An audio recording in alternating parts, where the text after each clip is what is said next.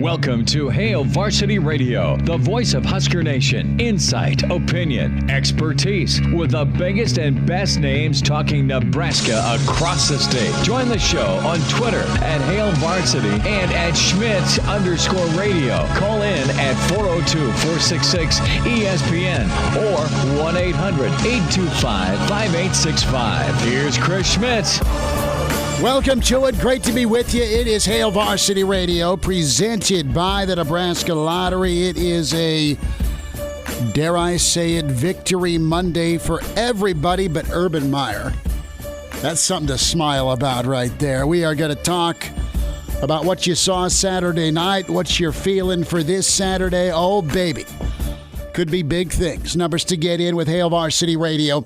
466-3776, 466-3776, 800-825-5865. Elijah Herbel so jacked that a ranked top 10 Michigan team's rolling into town. He has broken his microphone. Fixed it now. Yeah, give it 2 seconds. That thing's going to fall down. Yeah, that's the third time this weekend it's done that. I came in Friday night because Bryden texted me after high school football. He sent me a picture and he said, I don't know how to fix it. Clearly. So I came in and fixed it Friday night. At least he didn't get the welding machine out. Well, I think that could do a little more help than what I just. I think I just provided a temporary fix before this thing falls off again. But I came in on Saturday for the Real Road Reaction Show, and guess what? It fell off again during the show. And now Monday. So. Is what it is. But, hey, good to be with you. You have the numbers to get in. It's not as broken as Facebook right now. Pretty much. You have email, chris@hailvarsity.com. Twitter's back and active, so at Schmidt_radio at Herbal Essence. Big week planned for us as we get you ready for Nebraska, Michigan. We'll check in with Greg Smith, big recruiting showcase for the Big Red, as Michigan's on deck, but also you had Dylan Raiola in town, and obviously the mother of all laser light shows, which was new and improved and really cool at the end of the third quarter. Players, fans, recruits had to love that. You saw a dominant performance by Nebraska that's been a long time coming. And we also are going to check in with Charlie McBride. What's he see? What's he feeling heading into Michigan? And then Garrett Nelson, number 44. Blackshirt will be with us in hour 2. So some thoughts and some questions about Saturday as we try and pay it forward and look at things. So the last 3 weeks, Nebraska has been right there, okay? You've seen a team get better. You've seen a team that's been a work in progress. You've seen a football team that, aside from the defensive side of the ball, and even if we go back to week 0, you saw a team that played well enough to win, but was a far cry from what they did against Oklahoma, was a far cry from what they did against Michigan State. So you've seen a build and a team and a side of the ball with depth, with strength, with talent, really deliver as the season's progressed. So you can bet on the black shirts and feel pretty good. What you're working at is, now can the offense come around? And what you saw with Nebraska's offense Saturday night, they were fast, they were poised, they were confident.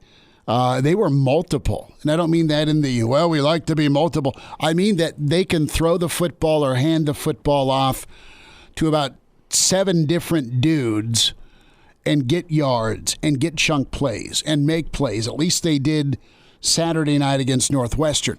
And what you've seen from Nebraska football the last month, really since Buffalo to now, is a team that in your own state border, as a Big Red fan, wearing shades and wearing TO gear, you've seen a team that has kind of changed your mind. And that's why it's been even more painful than usual, because you see what this team can be. You've seen glimpses. You see the talent. You see the development. You see the opportunity.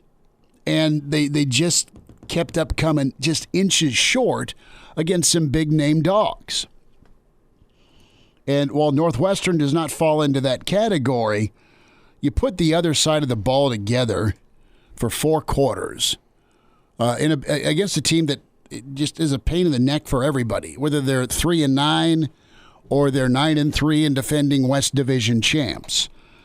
You've seen Nebraska's perception and reputation shift just a bit because of how well their D is played, because they have Adrian Martinez taking the football and running this offense.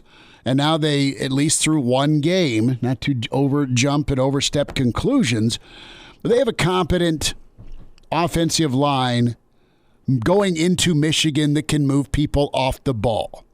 Don't know if it was a real hard look in the mirror about, all right, playing our best versus playing our favorites, but you made shifts and changes on the offensive line.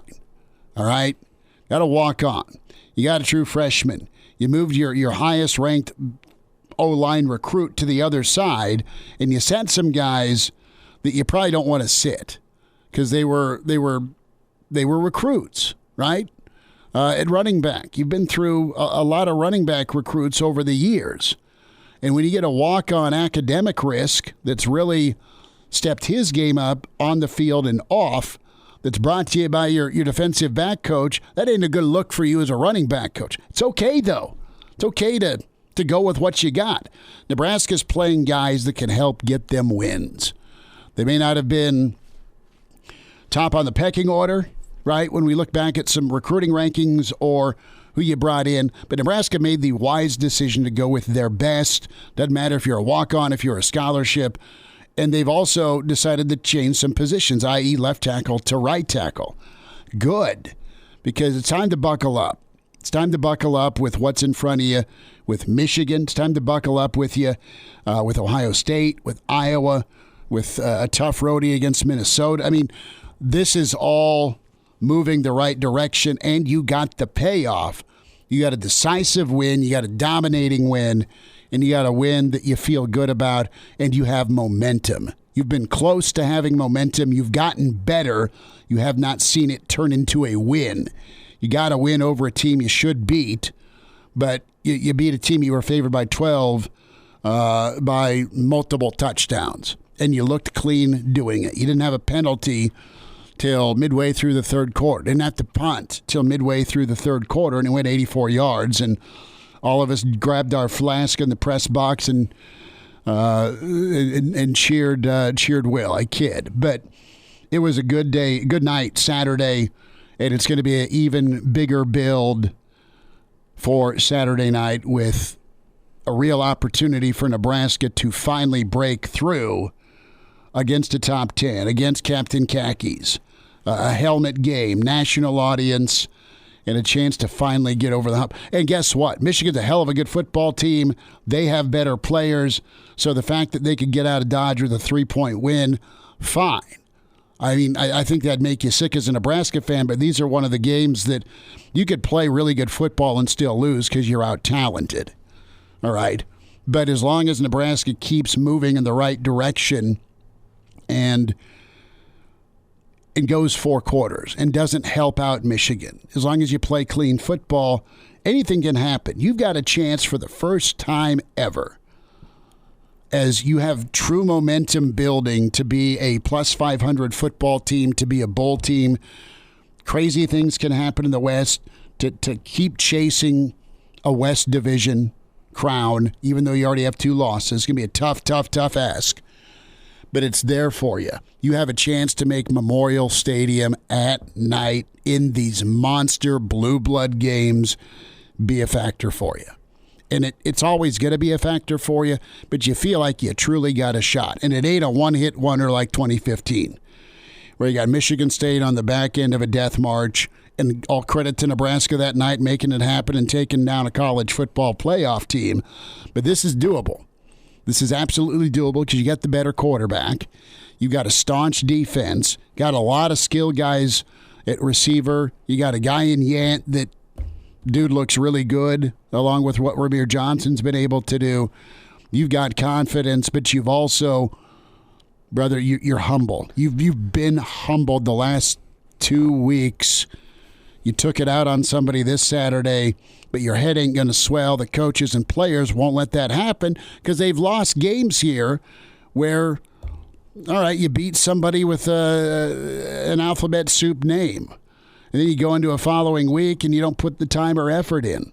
Nebraska gets how they need to handle their business now in this 3.5-year journey with Coach Frost. And I think that's evidenced by the fact that Nebraska has gotten better in every single game they've played this year. They have stepped it up from Illinois into Fordham, into Buffalo, into Oklahoma, into Michigan State, and now into Northwestern. They have gotten better every single week, which is the sign of a team that gets it.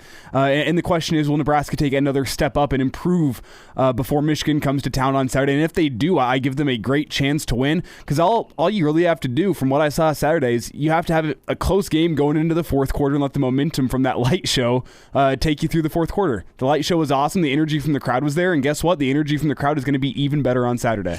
It'll be outstanding. Nebraska needs to do their job, clearly.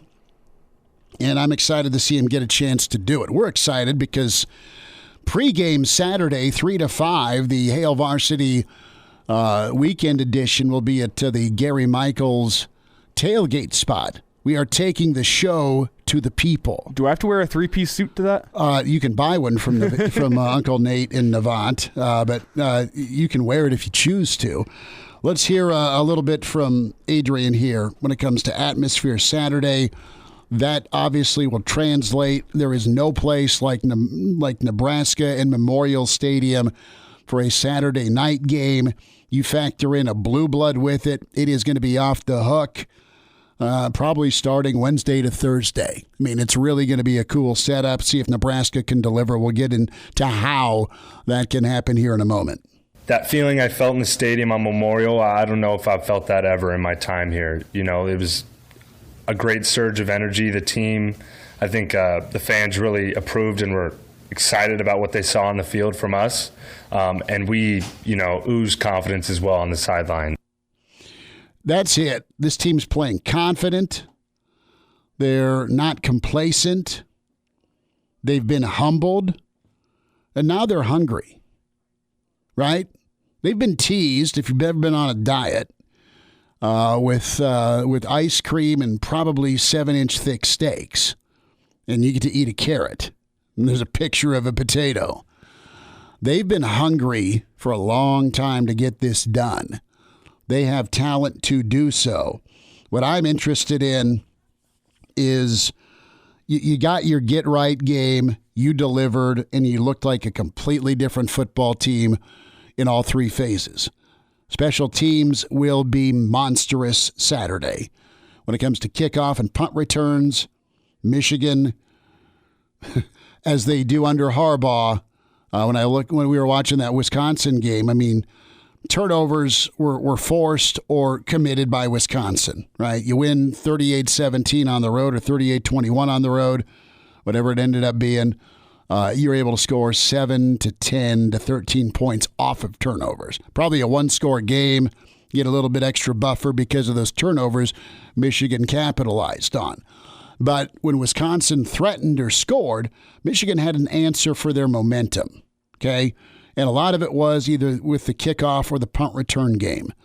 Defense is just vicious and nasty with Hutchinson.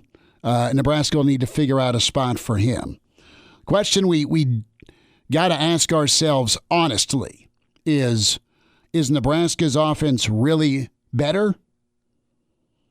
Or was it Northwestern? And this isn't to throw cold water or be an a-hole. It's a legit question. And I'll say this, I think it's both. I think the offense is better with Teddy. I think the offense is better with the German. And I think the offense is better with Corcoran at right tackle. They just quit jacking around, really took a hard look, made some tough decisions, and guys performed. They got coached up. They got confidence instilled. And then with a game plan standpoint, my God, look what you can do with the option game or the play action or taking deep shots or just because there's cushion on an Oliver Martin or an Omar Manning or a Toure because of your run game. You can do whatever the hell you want with this offense when the run game is clicking, when you're moving bodies. So I think the offense is a lot better. Yant looks so smooth and natural and physical and fast. I mean, it's a great combo of speed and power. On top of just how hard Ramir Johnson runs, Nebraska's been able to season this right, and good for Yant. Yant has got to continue to be a long-term option. Credit to Brennan, not Dale, but Brennan, the stepbrother, who called us and said, "Where's Yant been?" Well, he didn't travel. Don't know why, but didn't. Well, we know why. He needed to eat more broccoli, apparently, or something, and slim down. He's at 232, and he looks and he runs great doing it. But the defense has continued to progress and be a difference maker. The offense now looks dangerous in a good way with these weapons and what the offensive line has done. Now, what you're going to need is special teams to step forward and be a difference maker, not a game changer in the negative. Because that's how things going to be a 7-point ball game, a 3-point ball game Saturday night. Michigan ain't going to be phased. No matter the atmosphere, you've got the advantage at quarterback. Got a defense that will keep you in it, and the offense has got a little bit of downhill momentum. So it'll be about special teams in this classic And we're match. back. Recruiting and Big Red Football next. Greg Smith on Hail Hail Varsity. Varsity Radio, presented by the Nebraska Lottery. Yes! That's awesome! Thanks for spending time. Hail Varsity Radio, presented by the Nebraska Lottery. 30 minutes away, Mr. Blackshirt. Charlie McBride get to join us, and then Garrett Nelson, the wild man from Scotts Bluff. We say that affectionately. Wild man on the grill, and he didn't invite us over this weekend with San Diego-type weather, is Greg Smith, at Greg Smith HV. On Twitter is where you find him. Greg, what do you know? How was the weekend? The weekend was good. I'm glad you plugged Twitter. That's the only place that you can find me right now, so that's good. Are you coping okay? Yeah, I'm doing okay. You know, it's funny. I actually didn't notice until someone that I primarily talk to on Facebook actually messaged me on Twitter to say, "Hey, do you notice that anything is happening?" So I actually didn't notice. I was down at the stadium. He saw me. We're working. So that's a good plug for, hey, look at me. I was actually doing work today. Greg Smith is always working. So you put a lot of work in over the weekend. Tell me the early returns on the visitors, who you either saw, bumped into, and just the impression, and the old Thunderstruck never hurt nobody.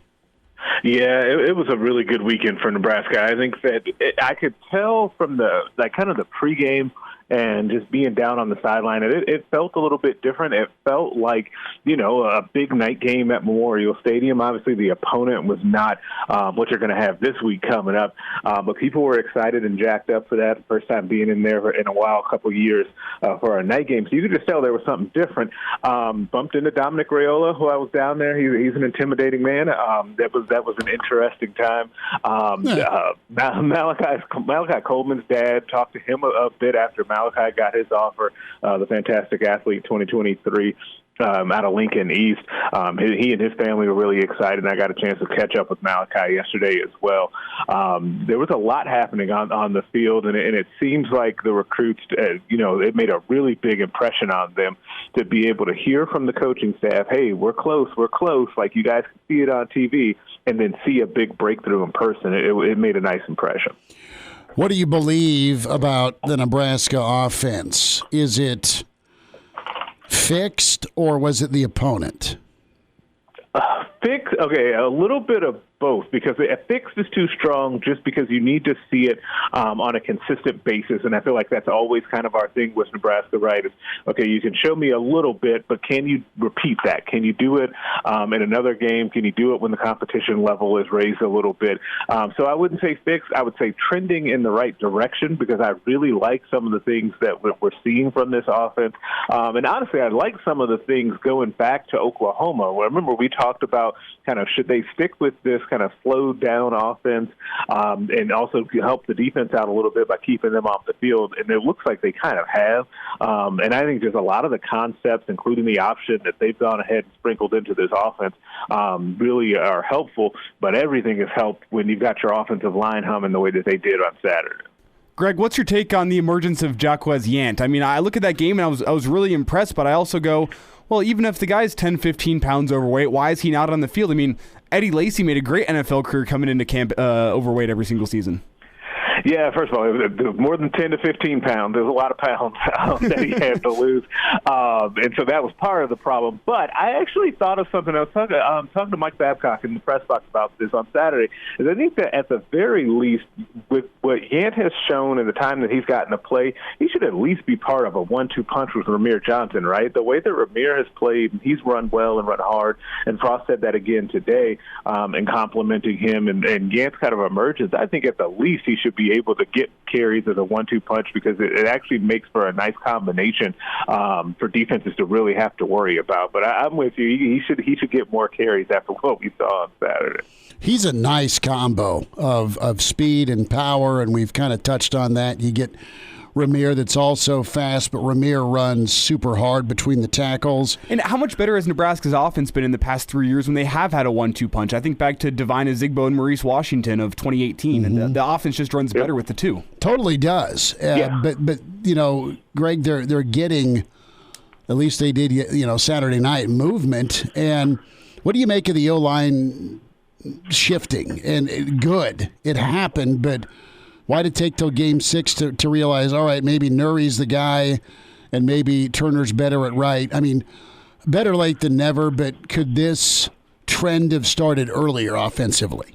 Yeah, on one hand, I can understand the hesitance to play a true freshman left tackle who, by all accounts, is ahead of schedule from what people thought. Like when you guys talked to me after his signing about, hey, when will Teddy play? Because he's really big, and we understand that he's athletic, but when is he realistically going to play? And I said it'll be a couple of years, so he's ahead of schedule from where he was, and I think Frost admitted that today. So I understand that. With Nuri, I'm not exactly sure what took so long to actually play him. He's been on scout team for a long time now. He's been doing good work there. Obviously, he could come in and give you something because we had seen him play a little bit before his first start this weekend. You're right, better late than never.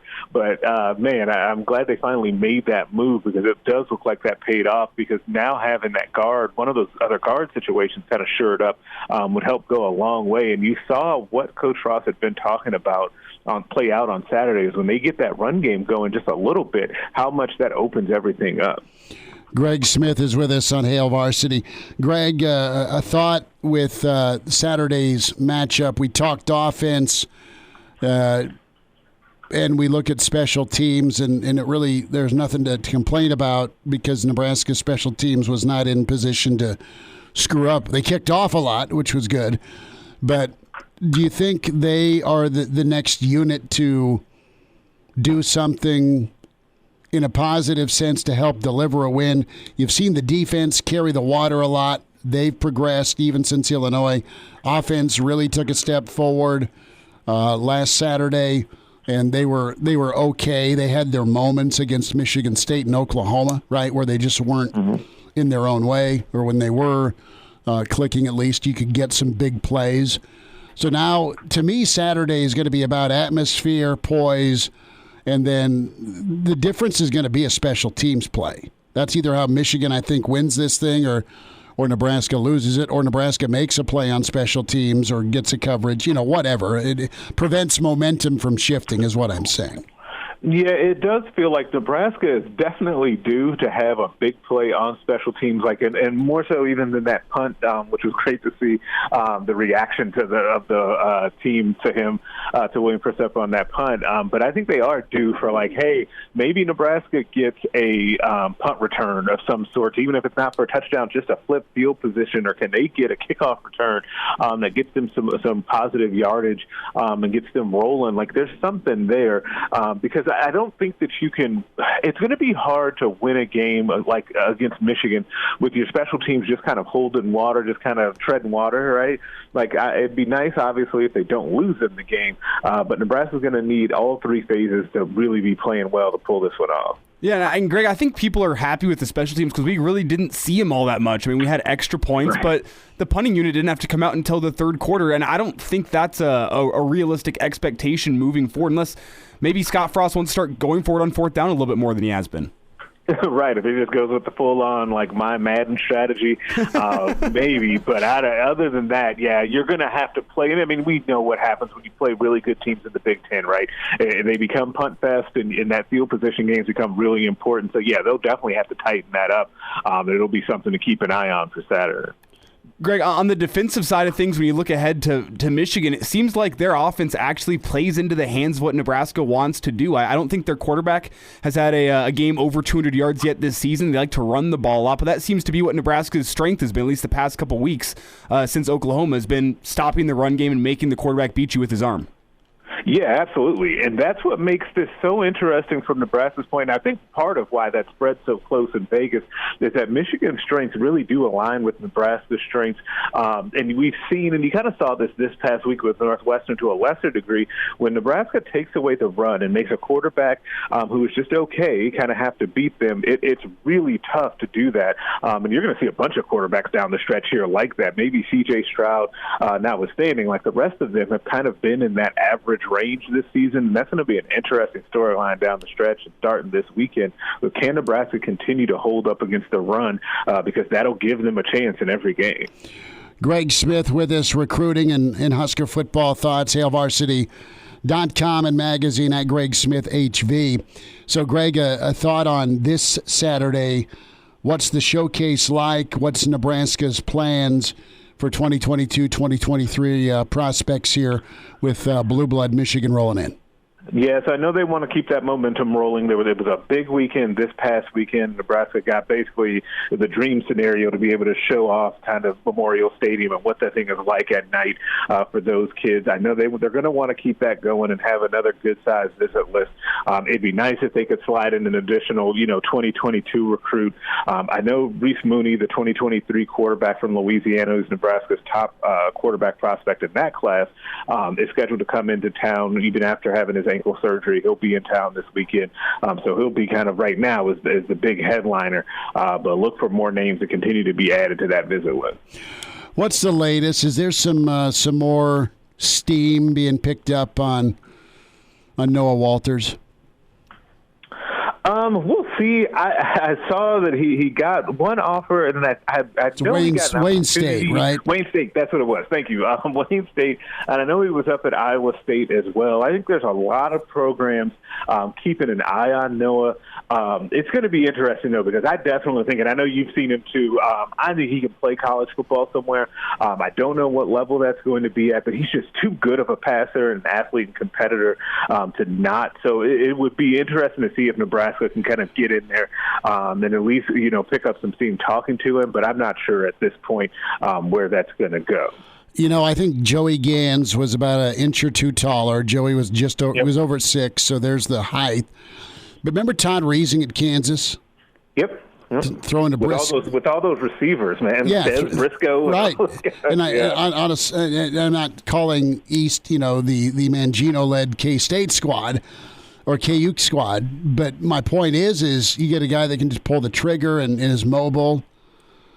Am I just dumb that I'm thinking he could play college ball if you just give him a shot? You don't look at is he tall enough to ride this ride? I mean, he's a hell of a ball player. Yeah, he's a really good player. And it's funny because I'm always kind of perk up when the first description of someone is, oh, he's really good, but he's really short. But he's really good. I think that's the part that you got to also factor in too. Sometimes guys are just able to get it done, even if they don't have the 100% desired measurables that you would look for. As I definitely think he's worthy of some sort of look, and hopefully things continue to progress with him. But he's also a great kid too. He's such a good dude. Greg, we'll do this again soon. Thanks for the time, bud. Hey, thanks as always. Have a great week, guys. Chime in 402-466-ESPN or email the show, Chris@HailVarsity.com. Just try me. Back to Hail Varsity Radio.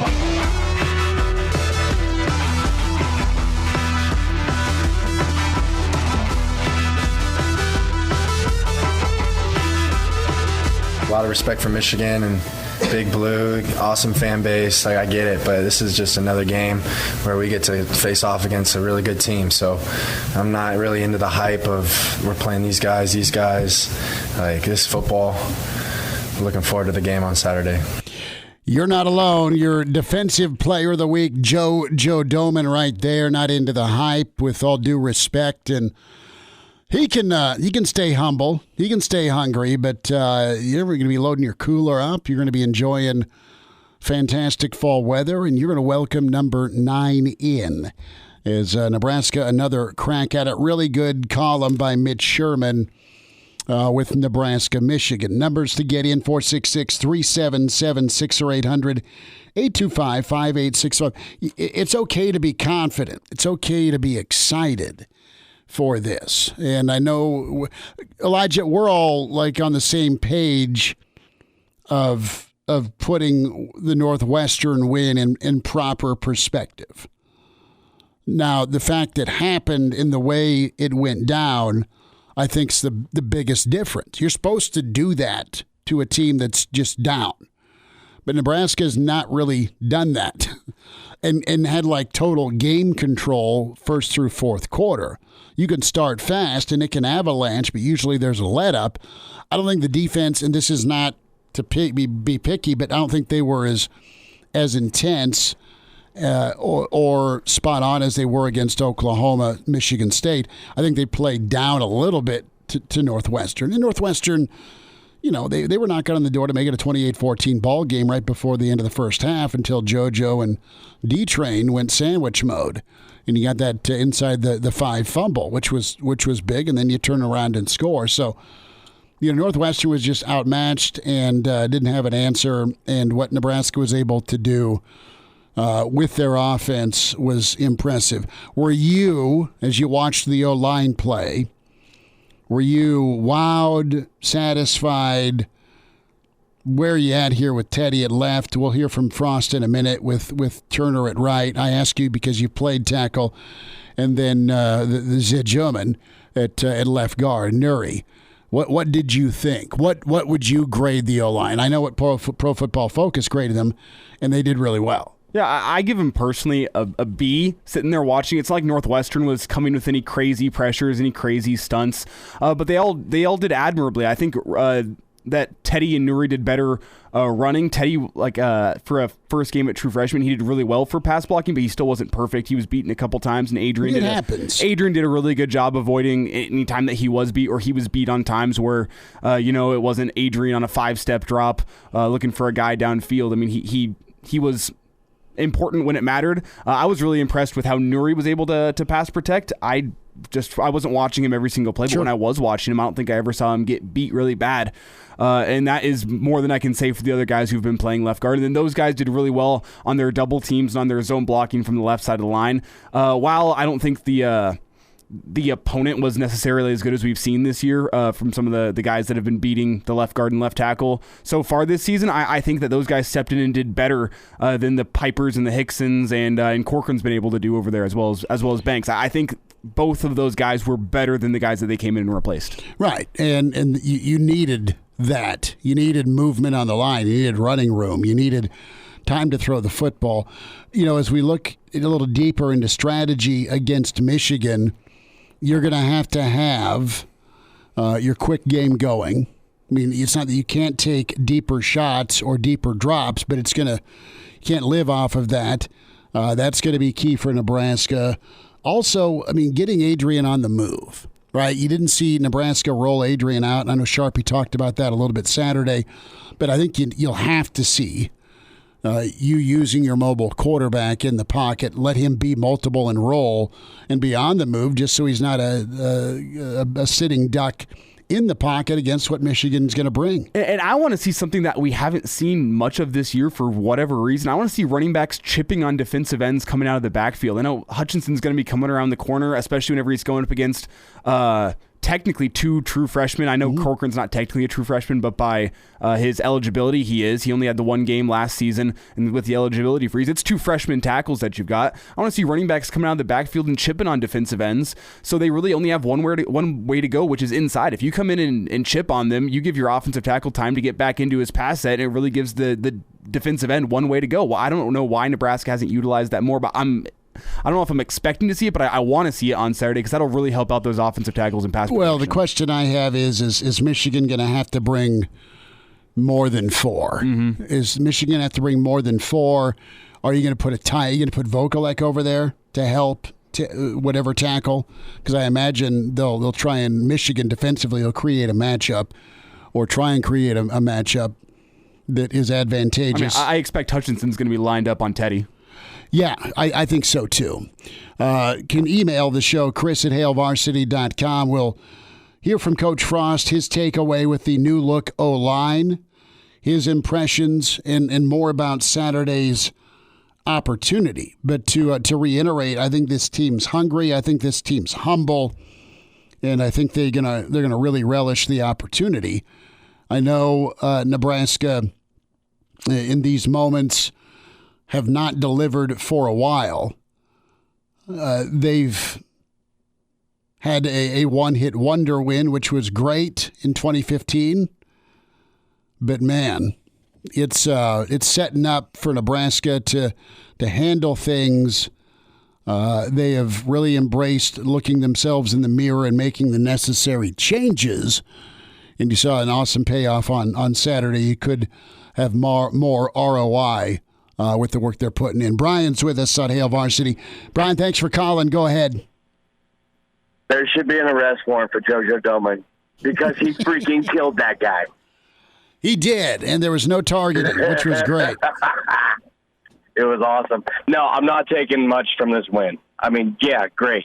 You slaughtered him. But that should happen. Yeah, the thing is, though, to be fair, is it doesn't or it hasn't. Yeah. Yep. So I think we can beat Michigan if we play our butts off, but we'll see. What's good for you? Is it that they got to win, or are you still at the point with this program that they just got to play hard and not embarrass themselves? Just show up and do your job. We have the talent. We slaughtered Northwestern. Yeah, they're a down Northwestern team, but we slaughtered them. We put more points. I think we put more points on Northwestern than we did our other 2 wins. Yeah, you combine them. Yeah. Lesser teams. No, they look good, man. They played well. They looked really dangerous in a great way, not like self-harm dangerous on offense. So I started pre-gaming this game. I'm sure you did, because Brian, you're a Jack Daniels guy, aren't you? Oh yes. Yeah, that's what I thought. Have we started today yet? No, dude, I'm a truck driver, so I'm actually calling from the road. Oh, good answer. Yeah. No, I'll tie it off when I get home. But yeah, no, man, it was. I started pre-gaming for this game, man, because I was like, oh gosh, I just have this gut feeling. And then we scored 21 points. I told my family, I'm like, just wait. Don't get too excited. And I shouldn't feel like that for Husker football. Hey, you do you. Enjoy, and thanks for what you're doing, man. Appreciate it. Yeah, man. We'll talk to you all later. There he is. Brian, a.k.a. F-Bomb. Brian, thankfully, didn't drop one there. And now, back to Hail Varsity Radio. Thanks for hanging out. Winding down hour 1, 10 minutes away from Mr. Blackshirt, Charlie McBride. Plenty of emails to get into. Chris@HailVarsity.com. Vic chiming in. Brennan, member, founder, and proud supporter of the Jaquez Yant fan club. Brennan, well done with the phone call last week. Can you guarantee another 130 on the ground Saturday? Well, I don't know if I'd go that far, but I definitely had to call back in so I can pretend like I knew that game was coming. See, the thing I didn't know where Yant was at weight-wise, right? I mean, we just didn't know since spring until Coach Frost touched on the fact, and same with Held, that He needed to get down to about 230, and he has, and he looks incredible. Yeah, that was so fun to watch, and we're all talking about him because of his power, but kid's got some wheels too. Oh, he's so good at he's smooth. I mean, he can get downhill, he can accelerate, and then he likes to throw the jab. Yeah, I think we should start calling him the Yak from now on. Yards after contact, since Yep. 90 of them are after he's. Yeah, I get you. The Yak. Yant the Yak. Yep, Yant the Yak. But I think, all things considered, I feel comfortable that Ramir is still our premier back. But after that performance, I mean, I got to think Yant deserves a few touches a game at least. Oh yeah. Out of that. But the other point of why I'm calling, I drove 7 hours down to the game on an impulse, and I'm glad I did. Everyone knows momentum is the invisible force that controls the game, and I'm here to tell you if we are leading that game on Saturday or within scratching distance, and they do that Thunderstruck light show going into the fourth quarter, Michigan's toast. That place was wild. That was the craziest thing I've seen in Memorial Stadium in all the times I've been there. It was well done. Trev and his crew got it set up. It was fantastic. Yeah, you want to hear some insider information? Please, here? Yes, please do. That Thunderstruck light show has been planned for 3 years now. It was supposed to be debuted for the Akron game. But then that got rained out, and then technical difficulties against Ohio State on the college game day one, where they turned all the lights down and then the music and the lights didn't go. Well, that thing's been ready to go for 3 years. That you were down 70. Yeah, that too. Yeah. But those have been the only 2 night games at home under frost. One got rained out, one there was technical difficulties, and now they get the chance in 2021 to pull it out against Northwestern. It was awesome. So it's a 3 year and you probably know this from Husker Vision because you're right helping plan it. Yeah, because we're sitting there for our pregame meeting against Akron, this light show is going to blow everybody away, and then rained out, and then no more night games that year. Brennan, you coming down from Michigan? I have a wedding in St. Louis, so I will not be coming down, unfortunately. Tell them to reschedule, man. Number 9's in town. Brennan, thanks for listening, man. Good to hear from you. Yeah, you guys too. Have a good one. Me too. Brennan with his, where the hell's Yant? Now, am I a bad person that I refuse to go to any fall wedding on a Saturday? No, it's a no. So schedule it for a bye week, and then maybe I'll think about it. I got lucky. We were supposed to get married during San Jose State. Then we punted San Jose State back in 2003. Thank God. Vic, we'll get your email next hour. More calls from you at 466-3776. And Mr. Blackshirt, Charlie McBride's next. Welcome to Hail Varsity Radio, the voice of Husker Nation. Insight, opinion, expertise, with the biggest and best names talking Nebraska across the state. Join the show on Twitter at Hail Varsity and at Schmidt_radio. Call in at 402-466-ESPN or 1-800-825-5865. Here's Chris Schmidt.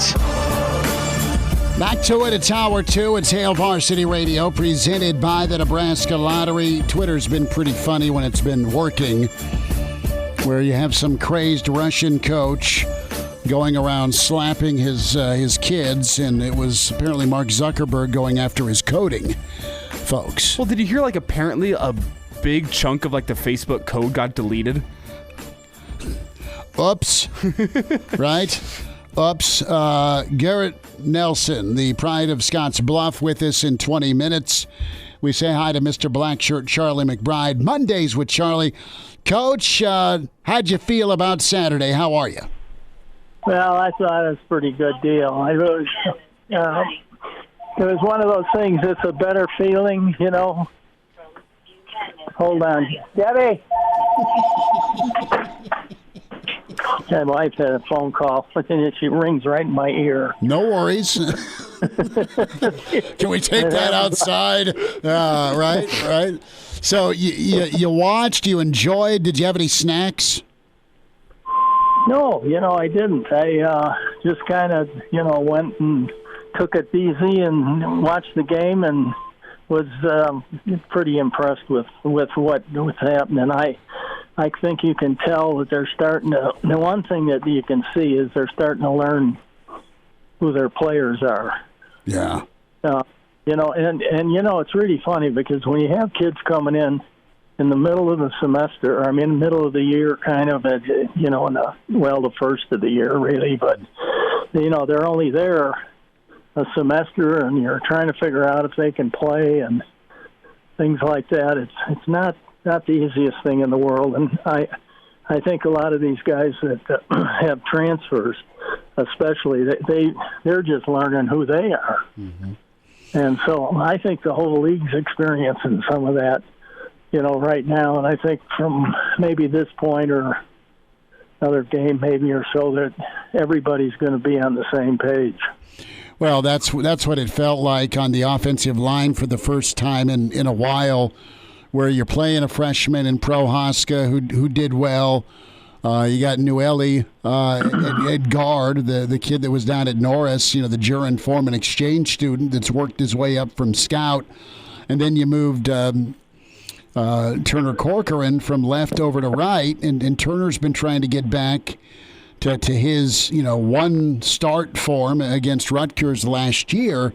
And Coach, take us through. You mentioned learning personnel. It's not ever perfect or easy to be right on the offensive line, and it's okay to make changes. And it feels like Nebraska really did their homework on what they thought they needed to do, and it paid off. Well, that's exactly right. And I've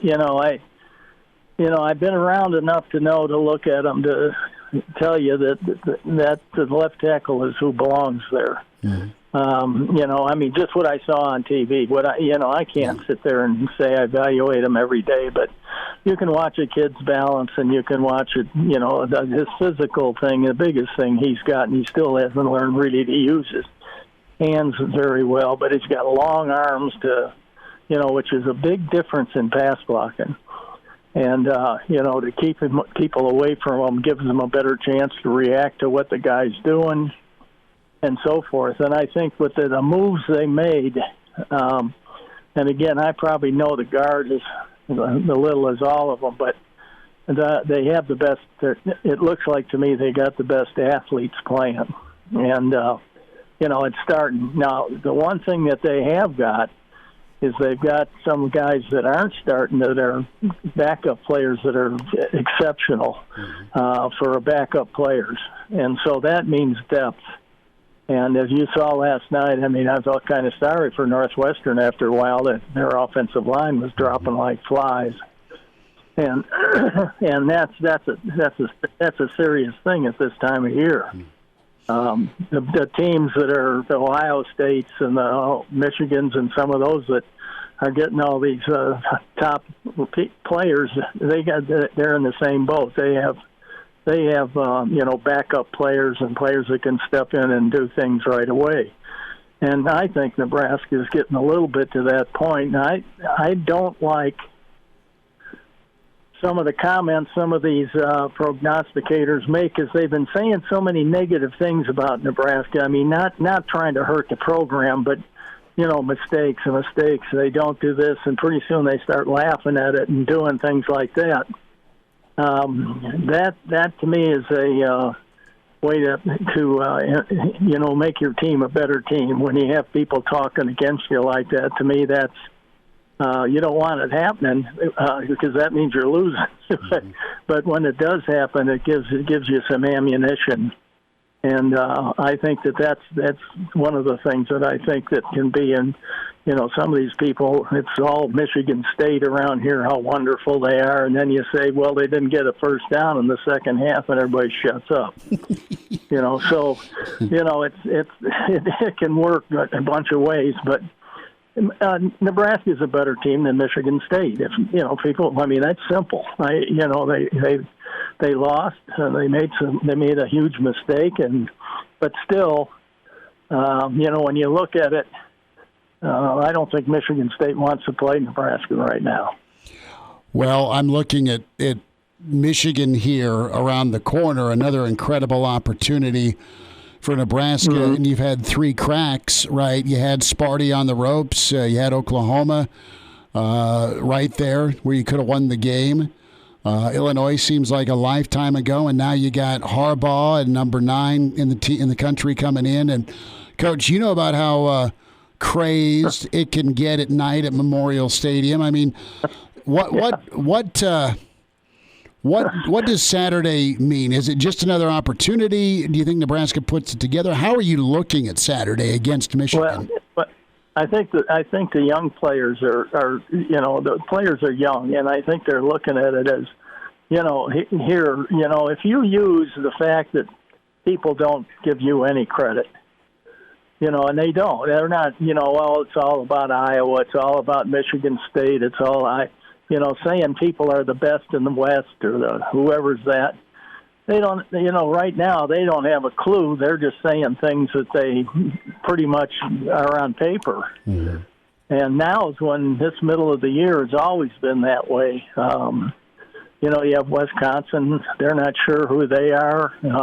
So there's a lot of things that are, unfolding in front of you. And, all of a sudden it was Maryland. They may be, I heard a guy say they may be the best team in the West and all this stuff. Well, they didn't look so hot against Iowa, and that doesn't mean that they're not good. Mm-hmm. It may mean that Iowa's just that much better, or vice versa. It may mean that, that they're not very good, so you don't know that. But, that some people that have the job of making a decision on, radio, TV, wherever it is, it's a guessing game. But the way it's being guessed at right now, I think our players, our coaches can use what people are saying, especially, even the Big Ten channel. I listen to that, and that is, that's some of it's hard to believe they're even saying some of the stuff they say. But they are not giving Nebraska the credit. They still think they're a mistake team. They're a team that, you don't know who they are, really. Coach. So, and I think it solved a lot of problems Saturday. Who do you think Nebraska is? I think they're the best team in the West. That's what I think. Defensively? I think they can be. They can be offensively too. Mm-hmm. When you get those running backs, I'm telling you now, and you got no running backs is the hardest thing. That once they get around the blocking schemes and things happen in the game, and certain blitz happens, or the line slants one way and does another. Game conditions and live conditions are the biggest learner there is. You can do some of it in practice, but if you don't get the repetition in it, it really hurts and you have to learn in the game. I mean, that's with game speed, because as you know, a lot of guys that come in, what is the first thing they say? Well, the difference in high school and college is the quickness and the speed. Sure.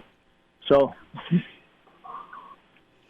No, and I agree. And we were talking to start the show off about Yant. I mean, Ramirez really kind of kept on doing his thing, number 14. But Yant, the kid out of Florida, the big back that they made lose some weight, do you think he can be a long-term difference maker, Coach?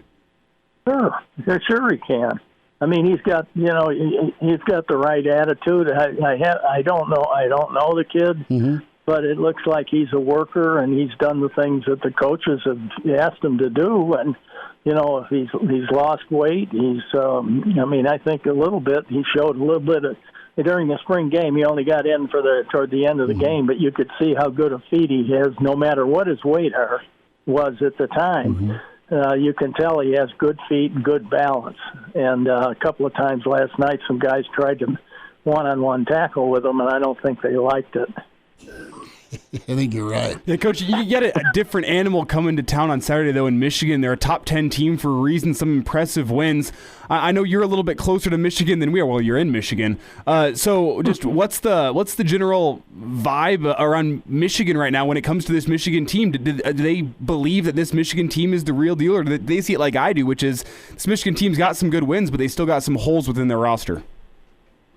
You know what I heard about Michigan? The first thing is that five of the guys on the team are driving new cars.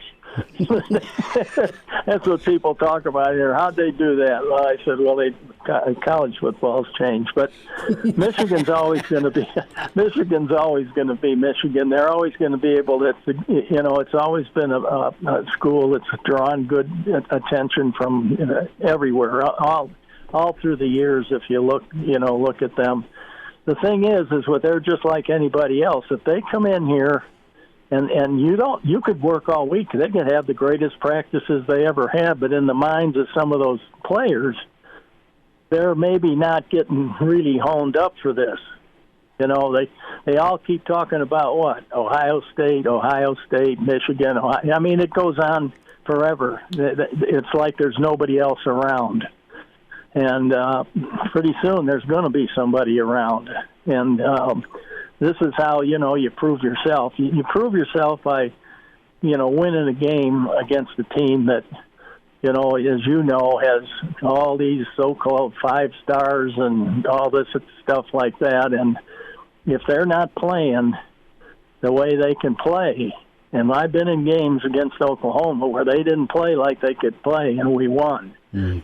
And so, it's a mind game. And if they just, just like I said, if they just roll their hats on the field and think, that's it, then they might run into some problems. Because I know that Oklahoma came in one time when they put the ball on the ground about 6 times. Coach, a thought with what you saw from Michigan against Wisconsin. I know you said Wisconsin's trying to kind of figure themselves out. Were you overly impressed by Michigan, or was a lot of that about what Wisconsin didn't do? I know Wisconsin's had turnover issues the last 2 weeks, Notre Dame and against Michigan. Well, as you know, Wisconsin's had some changes in their team. They had a lot of guys graduate that were, big-time players. They got a pretty new offensive line. They have some things, and I don't know that their offensive line is turning out to be the thing they thought it might be. Mm-hmm. A little bit. Like I said, everybody's starting to learn something about their team, mm-hmm. and I think they're experiencing a little bit of Nebraska. I mean, having some penalties and having things happen that aren't very good. You think when you just listen or watch us and nobody else, we're making tons of mistakes. But if you turn on every game that's on there, there's Indiana made mistakes. I watched Purdue and mm-hmm. Play Minnesota, and both of the teams were making mistakes that we all made and before. So it's not like it's only one person that goes through this stuff. Coach, about 30 seconds here. What's the difference Saturday night for a Nebraska win? Well, I think it's consistency. You can't have ups and downs in the game. In other words, one quarter where you're playing great, or you go in at halftime and you've really played well, held them down, and then come in the second half and blow it. I think they came out this week, and learned a lesson. If they didn't figure that one out, then they need a doctor, But they have to come out at nothing to nothing. I don't see any other way you can talk to players about. It's another game. Who's better in the second half? You've seen games where guys will beat people up in the first half and come out the second half, and the other team beat them up, but probably lost or won or something, depending on what the first half was. But both these teams, when these teams you're getting to play the second half, they aren't going to fold. So you're in for a full game, and from the beginning what kind of a game you're in. You're against good football players, the guys that won't quit, guys that have pride in their schools, they pride in their way they play, and it's now we're going to it's going to be a test. That's exactly what it is, and find out a little bit about yourself. Can't wait for it, Coach. We'll be there, and we're excited to get your feedback next week. And thanks for taking and making time today. All right. Sure. I had one of my players from Wisconsin stop by and had lunch with him and his wife today, and he only weighed 375 now, so he's doing good. 375, put him in the middle of the line, right? I put him on defense now. He's an offensive tackle. That's funny. Coach, you take care and cheer hard, all right? Yep. You'll do it. Thanks for having me. I'll care. talk to you later. Okay, bye now. And now, back to Hail Varsity Radio. A few minutes here, Garrett Nelson with us, Hail Varsity Radio, a defensive end for Nebraska. Garrett, the grind continues. How's practice today, and how's the defense feeling? We feel good, but can't feel too good about ourselves. We'll have some more fun, make some more jokes about Saturday, and you remember that play, but can't leak over anymore. Got to be focused on Michigan and got to be film ready on Michigan. So can't let that leak over. But it was fun on Saturday. So time to package that one up and get ready to go. Do you have a good feeling going into Saturday? Yeah, I always have a good feeling. We're going to go play football in Memorial or wherever we're playing football. I love going and playing with my guys, not just defense, but just as a team. I love going to watch those guys play and playing with them. So I always have a good feeling. It was good to be back home. But yeah, I love playing football. So when you're not playing or practicing football, what's Garrett Nelson doing? Sleeping, eating, doing homework, or studying more football probably. If not, then if I'm taking a break, I'll watch TV or something. Okay, well that's good. You caught the tail end of our Ramir sit down, and it just kind of turned into pizza topping day. Where are you going? And are you more of a New York style? Are you a thick crust? What's your preference? Yeah, no, I'm going to be honest with you. I have no idea the difference between pizzas. Is it like Chicago deep dish or whatever? Right. I mean, you go to the media days and you got pretty much a loaf of bread on your crust, which is overrated. Yeah. Okay. It's good, but it's overrated. And the thin crust is pretty good. And then the New York folks do their thing with the water, and I think if you're true East Coast, which I'm not, I'm a Nebraska guy, apparently it's all you need is cheese, because it's just great. And that's how they eat it. Yeah. Versus, if my kid wants to go get pizza, he'll want chicken on it, or some Alfredo, or some cream cheese, or we'll do super, super spicy.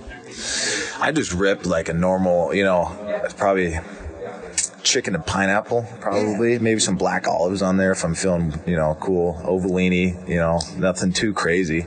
I love pizza, whatever, cheese, pepperoni, hamburger. I don't care. Pizza's pizza, it's good. It's whether it's deep dish or, it's thin crust. I'll eat the pizza. I'm glad there's a fellow black olive guy. Yeah. I get hell about black olives. But black olives, I don't know what the fuss is about it, pineapple or black olives or half the time I'm just kind of tasting the cheese and the bread, the black olives might kick in right at the end, or the pineapple or whatever, but it's mostly just sauce, pizza, and bread, Football for a second. We can get back to food too.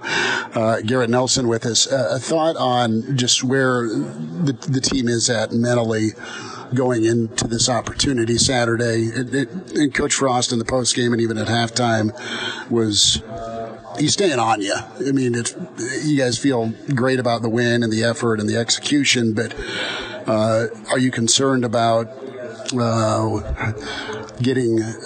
complacent's not the right word. It's getting too high on yourselves. Yeah, no, 100%. I know what you mean. Coach Frost did a phenomenal job at halftime, and he's been doing a phenomenal job at during practice or whenever, about not letting us get too high on ourselves and demanding excellence at all points, at all times. He demands it. We demand it from ourselves. We can't be on cloud nine for too long. Got to come back to reality and understand the assignment that's coming in this Saturday. They're a great team. We're good. We're a great team too. We know what we can do. We got to go out there and execute it on Saturday and be dialed in like we were. Where did confidence, from your point of view, flip with this team this season? That is a tough question. I guess I've always been confident in our team. I've always been confident in ourselves and what we can do. But the whole point of executing on Saturday consistently is I guess, where that builds from, and having dudes and being around people that make those plays or understand what we can do on Saturdays, and I guess building that, stacking that, okay, we can do this, we can do this, we can do this, we can do this, game after game after game. There's not really, I guess, a flip, but there's just, a build, I guess, is probably the best way I can put it. It's probably not a good way. But, I mean, I've always been confident in our team, and I'm confident we can do.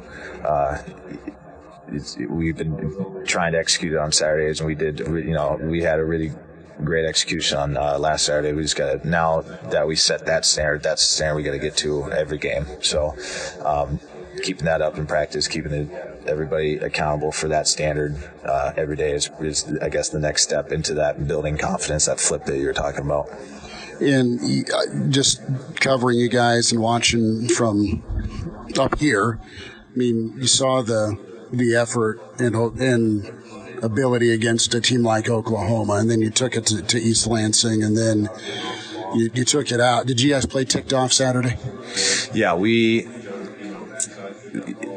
you want to play ticked off every game, but after the Oklahoma and the East Lansing, you got to have the chip on the shoulder all the time. I mean, it's pretty much us against the world. It has been forever now. So I personally have had that chip, but you just got to get pissed off and change it. You got to be tired of doing stuff like that and making us lose. I think our fans saw that, a pissed off team last Saturday that were tired of beating ourselves and doing dumb things that any other team in America would do. So having that same mentality coming into this Saturday would be huge. A couple more minutes. Garrett Nelson with us, Hail Varsity Radio. So let's talk about the offensive line, because you're going against them. Mm-hmm. What did you see Saturday, and did you see that with some of the newer faces and some of the older faces, they really clicked? Did you see that coming? Like I said, I think it was after the game that I liked the group that we had going into Saturday, with Teddy and Nuri, Cam, Piper and Turner. They're really good players. We have great guys in the 1-2 deep, but just finding that group that clicks, like you said, was huge. And I think we found it, and I hope everybody saw what they can do, and having that confidence in themselves that they can go do that to anybody. But I love everybody. Not during practice, I hate them all, but afterwards they're great guys and they're really good players. But we have great faces. They have a great coach. They know how they can play. So they got, like I said, you just got to go execute it on Saturday. But I think finding those new faces and finding that group that clicks was huge. So who does not get a Christmas or holiday card from you during the week? Pretty much any old lineman, honestly. You hate each other during practice. You want to rip each other's heads off, and you start, chirping at each other, and maybe throw a couple punches in there. Nothing, but pretty much any old lineman is kind of in the trenches, in the box. It's anybody can get some smoke. Who? You don't go high if for some reason you threw hands. You got to stay in the padded region so you don't end up with a club on your head. Coach Dawson always, when we'll watch film and like a fight will happen, he's like, look at this idiot trying to punch somebody with a helmet on. It'll be like, he's like, you're going to break your hand and then you're going to have a club on it, and everybody's going to laugh at you because you're an idiot. So I don't try to, I try to be smart and not punch anybody in the head with the helmet on, because they're not going to feel it, but you're going to feel it and break your hand. So obviously you got to be smart about that, but when you're fighting each other every play, sometimes some things happen. Garrett Nelson with us. Garrett, a thought with the opportunity. Let's go back there for Michigan and the energy and the atmosphere. How much fun is it to play in that setting, and how much fun is it to go into a hostile environment? Yeah, one of our GAs, Coach Brem, I think it was week. It was one of our away. It was either Illinois or I can't remember, but he looks at me and he goes, I like away games more than home games. And I was like, what are you talking about? He goes, nothing's better than going to somebody else's place and just making them go quiet immediately. And I was thinking about that. In every away game, I try to have that mentality. I'm like, this is going to be the quietest place that we've ever played in. We're going to shut these dudes down, and everybody's going to go home sad. Brim taught me that mentality from the beginning of the season, but the energy. Obviously, the home game is awesome. Having the energy, having friends behind you, being at home, having your family are watching, you can't beat it. You can't beat Lincoln, Nebraska on a Saturday during college football season. Garrett, last thought. Thanks for sitting down. Good to talk with you again. When we talk about what you've brought to the defense and your teammates and just the level the black shirts are playing on, your game, how you've improved not only from an assignment standpoint, but also just your impact against the run, setting the edge, getting after the quarterback. Tell us about that journey to continue and up your game. Yeah, it's, the whole bell curve deal. You start at the bottom, but it's been a journey. I'm still on it. Obviously, you can't get complacent and be like, oh, I made it. I'm a great player, but you got to keep improving on everything during practice. But it's been a journey. It still is a journey. It feels good to start seeing reaping some rewards of the hard work that I put in and some of the really bad times that I went through trying to become a better player and the hard coaching. It's been awesome to see that improvement and having people recognize that old coaches text me and or the coaches here, my players here recognizing that I'm doing better, which it's nice hearing that reinforcement that you're not just making stuff up in your head, that you're playing well. It's been awesome. You got to keep going, keep improving. Where did the critiques come in? And you mentioned the difficult times. Not to end on a sour note, but how has that helped you?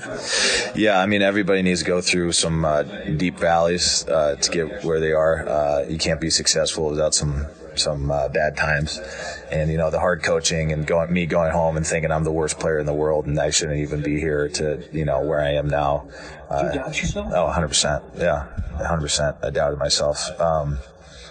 And I was talking to Aaron Sorensen about pulling from Luke Reimer and how his journey and what he's done and how good of a player he is. And, other guys like that, Nick, and Boogie and all that. Pretty much, the guys that are on the defense. And, going through those dark times and doubting myself and thinking I'm a terrible player and getting coached hard and keep fighting every day, getting up, fighting every day to get better and just scratching and clawing at any improvement that I can have day in and day out. And seeing that benefit now, it's made it all worth it. So, betting on yourself, being confident in yourself, knowing that you can do it is what I've learned from this process and learning from this process. Garrett, best luck Saturday, man. Thank you. Yeah, appreciate it. Thank you. He's in his 30s, but sounds like he was born with a stogie in one hand and a brew in the other. Now, say my name. It's Schmitty on Hail Varsity Radio. I got the body of a taut, preteen Swedish boy. We'll get back into Michigan and Nebraska, some Urban Meyer thoughts, and great stuff from Garrett Nelson. He's playing great, just incredible football for Nebraska. Pretty telling with just his confidence battle, right, to continue to keep after it and see his production really rise. He's doing his job. He's playing disciplined. He's making plays. He's putting up a lot of TFLs, and that's a nice combo with him and JoJo and, of course, the interior. So Nebraska will no doubt bring their hard hat against Michigan on Saturday. Big thanks to Garrett Nelson. Elijah's going to have that one-on-one interview with Garrett Nelson up on Twitter, on ESPN Lincoln Twitter, on the on-demand ESPNLincoln.com. And we'll get some SoundCloud with Garrett Nelson and Charlie McBride. Reminder about buckling up the Nebraska Department of Highway Safety office. There's over 1,500 crashes each year in Nebraska involving an impaired driver, driving drunk, buzzed, or high, never acceptable.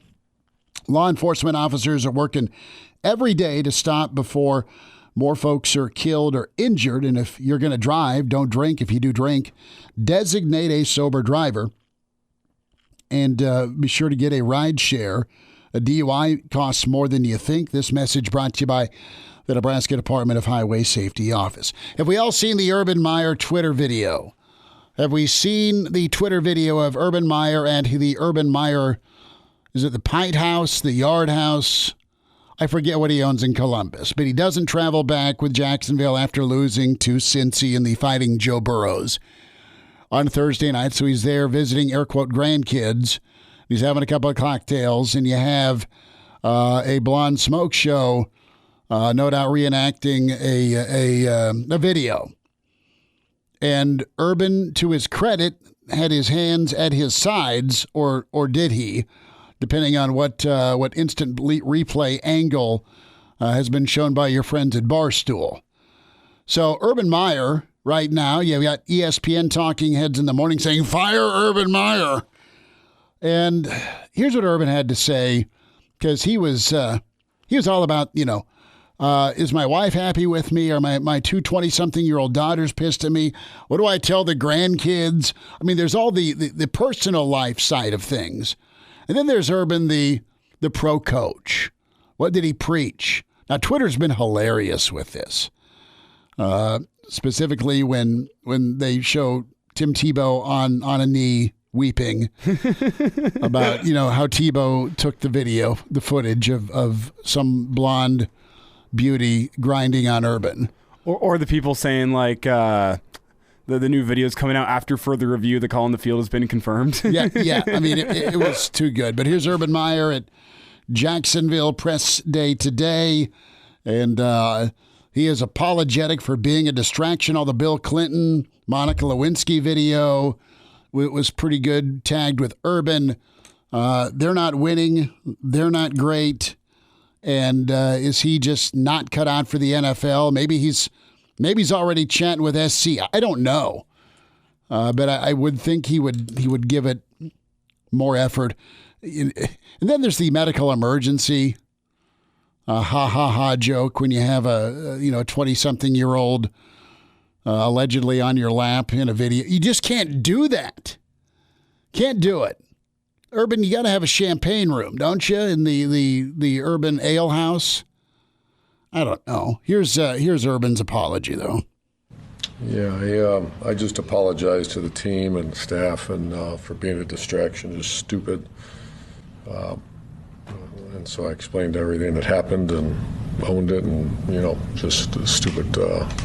Should not have myself in that kind of position. Urban, did you fly back with the team, or did you stay in? No, I stayed to see the grandkids, and we all went to dinner that night at a restaurant, and then there's a big group next to our restaurant, and they wanted me to come over and take pictures, and I did. And they were trying to pull me out on the dance floor, screwing around, and I should have left.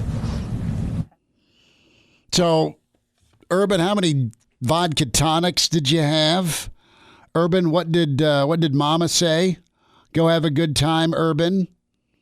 When there's young, probably just out of college women wanting to hang out with you. But you've seen the footage. I mean, he was probably, I'm going to guess, forgive me, this is not intentional slander.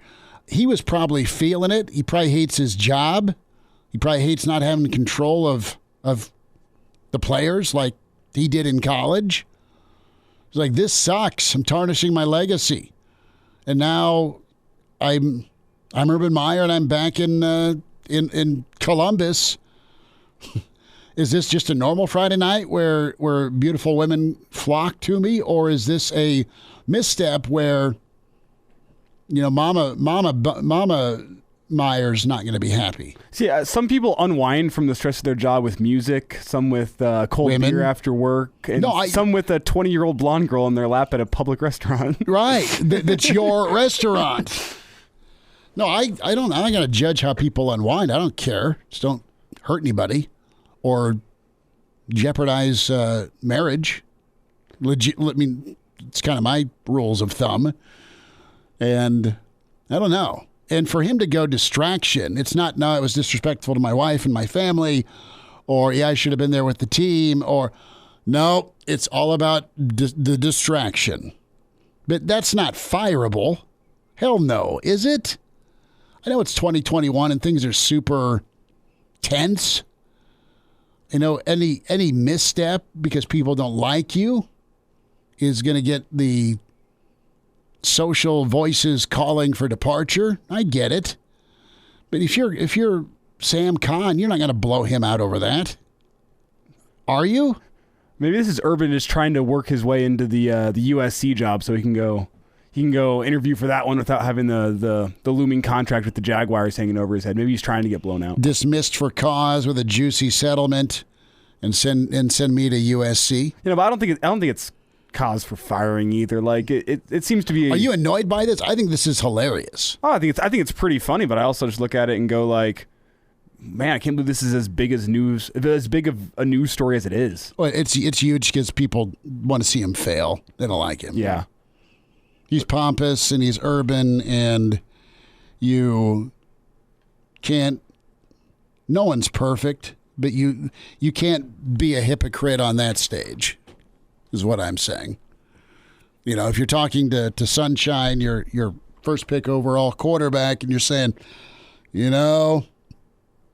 Trev, don't know that it's a great idea for you to go to Vegas for your bachelor party. Surround yourself with some good people. Doesn't Urban have security around him? Fair question. Even if you're just out, it's your restaurant. Don't you have a private room? If you're Urban Meyer at your tap house, no pun intended. What confuses me is you're there with your wife and your grandkids and your kids. The wife and the grandkids took off. Okay. He stayed. We'll wind down. We'll get Kent's email in a minute. Miss us? Come here, brother. Give me a hug. Bring it in for the real thing. We're on call for you. Catch the podcast at HailVarsity.com, the ESPN Lincoln app, or download them on iTunes. Saddle up, partner. Back to Hail Varsity Radio. One final time, Hail Varsity, presented by the Nebraska Lottery, Chris Schmidt, Elijah Herbel. Big thanks to Garrett Nelson and Mr. Blackshirt, Charlie McBride. Greg Smith with us tomorrow. Jim Brandstatter, voice of the Wolverines. And Coach Kaz, another Tuesday with Kaz. Get his take on this matchup. And Mitch Sherman. Schick from Schick and Nick, baby, coming up on Wednesday.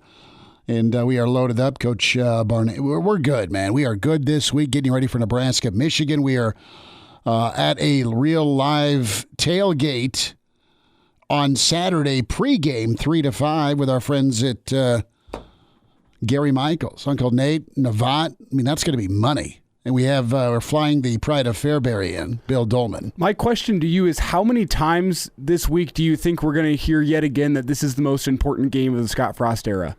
No, listen, and everyone's going to hate, they're going to dunk on me for this. They just got to play well. They just got to play well. And if you get beat by a better team, right, then so be it. You just can't suck and hand it over. Neither team's going to play perfect. But this will not ruin their year. Maybe they get blown out, it will, but that ain't going to happen. No, I just wonder if the time is now or it's too soon yet. And I know you're like, well, what do you mean? You've played Oklahoma, you played Michigan, this is the next step. Totally get it, totally agree. But Vic brought up a great point. He's excited, but he's concerned about which team shows up. The team that lost to Sparty or the team that just whooped Northwestern. You're going to need the good Sparty Nebraska defense to show up. You're going to need Saturday's Northwestern offense to show up to get it done. And just for kicks, let's bring in the 84-yard punts. That's what's going to you're going to have to play your best game, cleanest game just to match their talent. Period. Ken emails in, can you upgrade over USC sweater cheerleaders? There's a question for Urban. If we want to get conspiracy, SC just sent her out to recruit Urban. That's my take. She was a USC hostess sent out to Ohio into Big Ten territory to rip him away from Jacksonville and possibly his wife. Jesus. What? If we want to just get silly about it. I mean, there's lots of Urban Meyer fans there. I think the funniest part of the whole thing is she said afterwards, I didn't even know who this guy was. Yeah, right. Sure. Uh-huh. Yeah. Ken also says when it comes to Saturday night, show continued solid play, but don't act like you've arrived. And he's right. That's it. That's like the worry. It's like Nebraska beats somebody, hammers somebody, and in past seasons they show up and think they can roll their helmet out there. Quick status update before we say goodbye. Hungry and humble. That's your theme. Quick status update for the listeners that were listening today because they couldn't scroll through Facebook. Facebook is now back up, as is Instagram. Well, good. That'll be important for our StreamYard sessions this weekend.